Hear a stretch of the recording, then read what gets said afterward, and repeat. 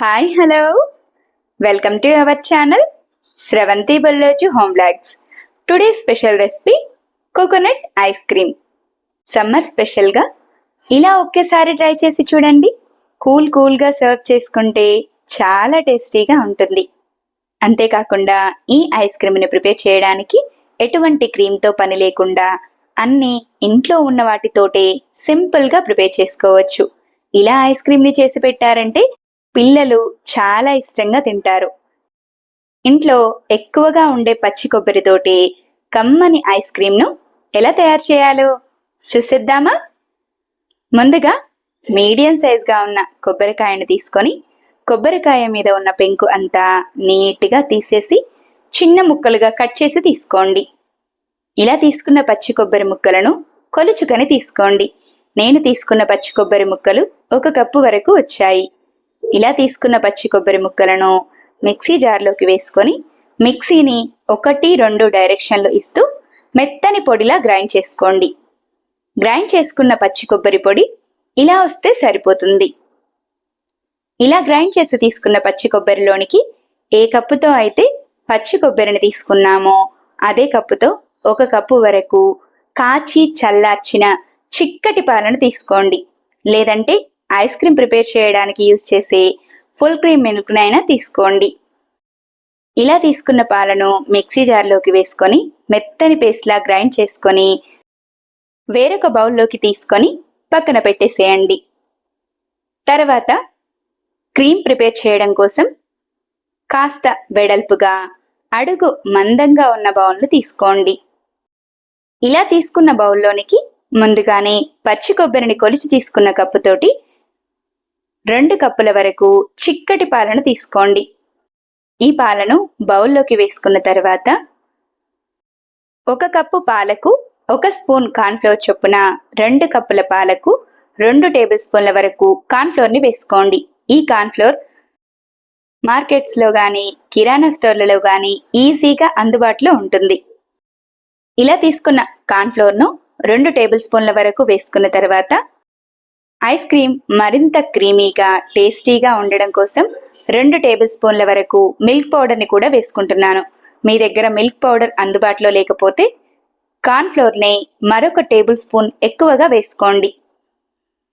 ఇలా cornflour milk powder వేసుకున్న తర్వాత పాలల్లో ఎక్కడా ఉండలు లేకుండా చక్కగా కలిసేలా బాగా కలుపుకోండి.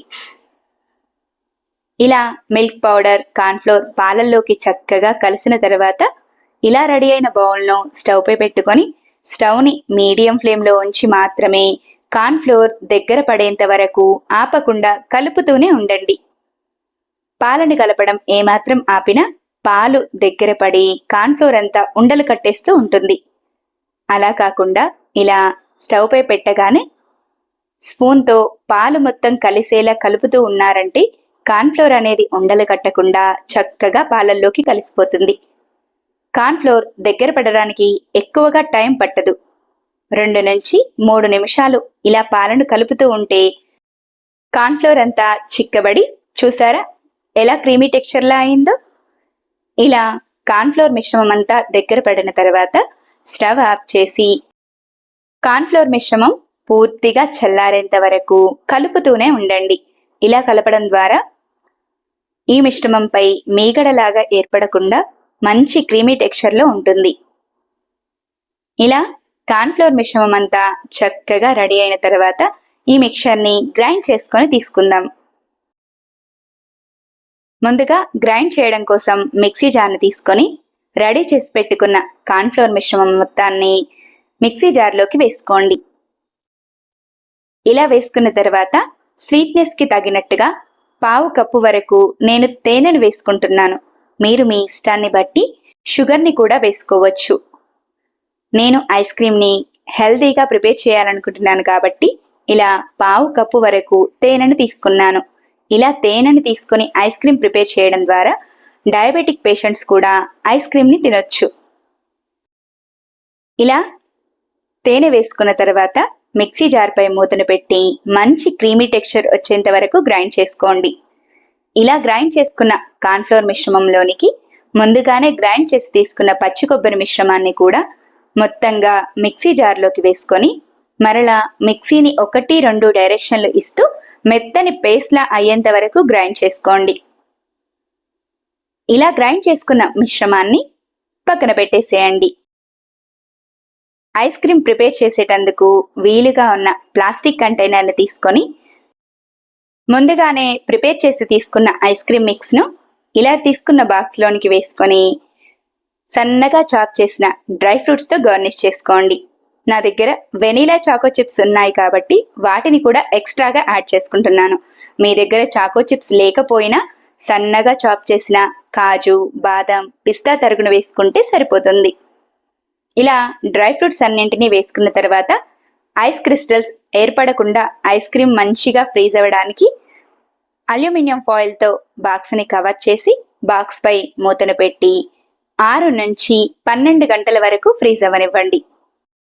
మీరు రాత్రి ఐస్ క్రీమ్ మిక్స్ని ఇలా చేసి పెట్టుకున్నారంటే మార్నింగ్ కల్లా ఐస్ క్రీమ్ రెడీ అయిపోతుంది. ఇలా నీట్గా సెట్ చేసుకున్న బాక్స్ను డీప్ ఫ్రీజర్లో పెట్టేసేయండి. ఐస్ క్రీమ్ చక్కగా ఫ్రీజ్ అయిన తర్వాత నేను మరుసటి రోజు మార్నింగ్ ఐస్ క్రీమ్ని చూపిస్తున్నాను. ఇలా తీసుకున్న బౌల్పై మూతను, సిల్వర్ ఫాయిల్ను తీసేసి ఐస్ క్రీమ్ని సర్వ్ చేసే స్పూన్తో కానీ లేదా ఇలా కాస్త రౌండ్గా లోతుగా ఉన్న స్పూన్తో కానీ ఐస్ క్రీమ్ని సర్వ్ చేసుకున్నారంటే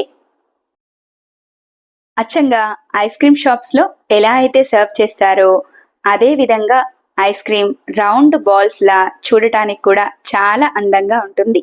ఇలా తీసుకున్న ఐస్ క్రీమ్ మొత్తాన్ని ఒక బౌల్లోకి వేసుకొని సన్నగా చాప్ చేసిన మరి కాస్త డ్రై ఫ్రూట్స్తో గార్నిష్ చేసుకోండి.